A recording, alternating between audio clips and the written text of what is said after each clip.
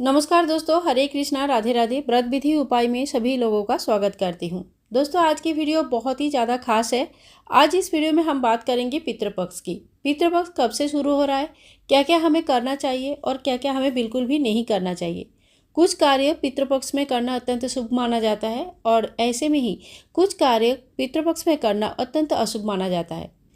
कहते हैं कि इस समय कुछ कार्य अगर हमसे गलती से भी हो जाता है तो पितृदोष लगने के संपूर्ण संभावना होते हैं, जिससे घर में सुख शांति वैभव लक्ष्मी सभी चीज़ें विनष्ट हो जाती है। पितृपक्ष इस बार 17 सितंबर से आरंभ होगा और 2 अक्टूबर को समाप्त होगा। पितृपक्ष 16 दिन तक मनाया जाता है और इस दौरान पूर्वज की पूजा और अपनी पितरों की पूजा किया जाता है।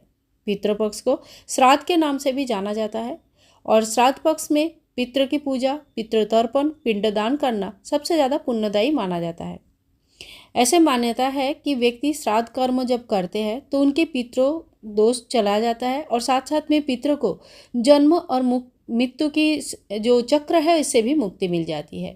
पितृपक्ष का समय हिंदू धर्म में बहुत ही महत्वपूर्ण माना जाता है और इस दौरान कुछ कार्य ऐसा है जो शुभ होते हैं, जो हमें करना चाहिए, और कुछ कार्य ऐसे हैं जो हमें बिल्कुल भी नहीं करनी चाहिए, बहुत ही ज़्यादा अशुभ माना जाता है। पितृपक्ष में ब्राह्मणों को भोजन कराना तथा वस्त्र आदि दान करना बहुत ही ज़्यादा शुभ माना जाता है। पितृ ऋण इससे चुक जाता है, खत्म हो जाती है और दान के समय सफ़ेद चीज़ों का व्यवहार करना भी बहुत ज़्यादा अच्छा माना जाता है। श्राद्ध पक्ष में गाय, कौवे, कुत्ते और चींटियों को भोजन खिलाना अत्यंत लाभकारी माना जाता है। कहते हैं कि इसी रूप में पितृ आके हमारे भोजन ग्रहण करते हैं, तृप्त होते हैं, आशीर्वाद प्रदान करते हैं और घर में सुख शांति रहते हैं। इस अवधि ब्रह्मचर्य का अगर पालन करना संभव है तो संपूर्ण पितृपक्ष में ब्रह्मचर्य का पालन कीजिएगा, ये बहुत ही ज़्यादा अच्छा माना जाता है। मान्यता है कि जिन लोगों की कुंडली में पितृदोष है उन्हें इस दौरान गया, उज्जैन या कोई भी धार्मिक स्थानों में जाकर पिंडदान करनी चाहिए। पितृपक्ष के दौरान किसी भी प्रकार का तामसिक चीज़ों का भोजन नहीं करना चाहिए, बासी आहार ग्रहण नहीं करनी चाहिए और संभव है तो प्याज और लहसुन का भी त्याग कर देना चाहिए। लेकिन अगर ऐसा संभव नहीं है तो कम से कम मांस, मदिरा और मच्छी इस इत्यादि किस्म के जो नॉनवेज खाना होता है वो बिल्कुल भी ग्रहण ना करें और बासी खाना जितना हो सके उतना ही खाना बनाइए, एक्स्ट्रा खाना बनाकर मत रखिएगा। जो बासी बार बार ग्रहण करना होता है, ये पितृ के समय, जो ये पितर का समय होता है 16 दिन, ये बहुत ही ज़्यादा खराब माना जाता है। इस समय यानी कि इस 16 दिन के बीच में विवाह, सगाई, कोई भी मांगलिक कार्य को रोक दिया जाता है। आप इस समय कोई बातचीत भी ना आगे बढ़ाए और ना ही गृह प्रवेश के लिए कोई बातचीत करें। कोई भी बड़ा मांगलिक शुभ काम, गाड़ी खरीदना, घर खरीदना, कोई मतलब ऐसे कोई भी चीज़ जो आप सुख समृद्धि के लिए खरीद रहे हैं, ऐसे चीज़ों का खरीदना और ऐसे मांगलिक कार्यों को करना रोक दिया जाता है। हाँ, लेकिन घर का जो सामान है, खाने पीने का जो सामान है, डेली रोज़मर्रा का ज़िंदगी के लिए जो सामान है, वो सारे सामान आप खरीद सकते हैं। मान्यता है कि इस समय कपड़े और जूते खरीदना भी मनाही है, लेकिन आप कपड़े और जूते खरीद सकते हैं अगर आप किसी को ये चीज़ें दान करना चाहते हैं। यानी कि दान के लिए आप कपड़े और जूते खरीद सकते हैं, लेकिन अपने व्यवहार के लिए अगर बहुत ज़्यादा इमरजेंसी नहीं है तो आप कपड़े, जूते इत्यादि खरीदना भी इस समय बंद रख सकते हैं। कहा जाता है कि इस दौरान बाल कटवाना, नाखून कटवाना भी मना है और इस समय ये सारी चीज़ें भी, सेविंग करना, ये सारी चीज़ें भी नहीं करनी चाहिए।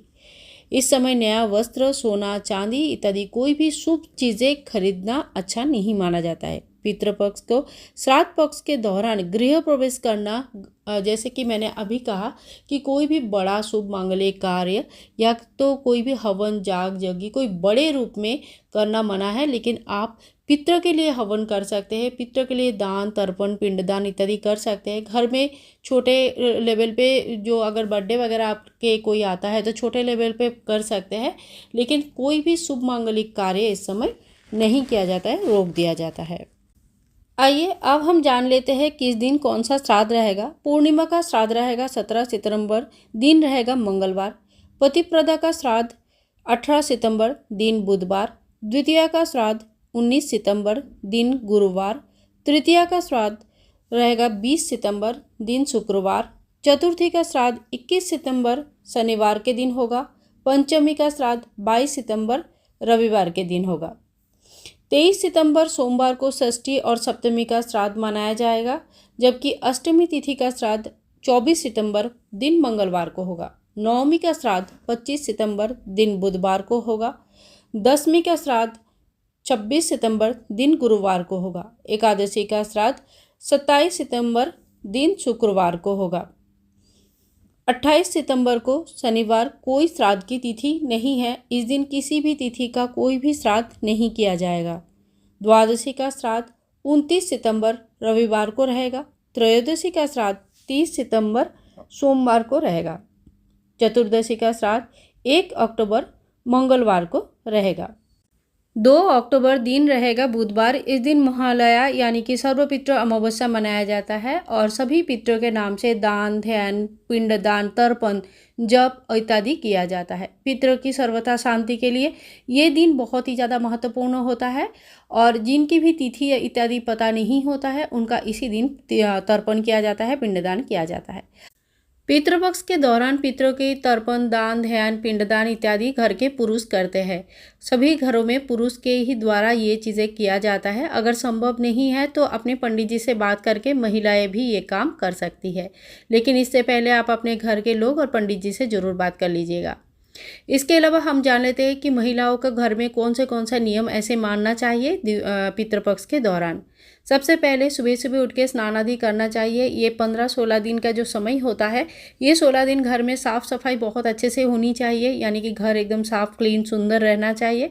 साथ में सुबह उठ के अपनी चौखट में जल दीजिएगा और काले तिल डालकर, थोड़ा सा फूल डालकर पूजा कीजिएगा। संभव है तो दोनों तरफ दोनों दिया प्रज्वलित कीजिएगा। इससे पितृ बहुत खुश होते हैं और उनको लगता है कि जब उनके स्वागत में इतनी अच्छे से घर को सजाया गया है तो उनके आशीर्वाद की हमें प्राप्ति होती है।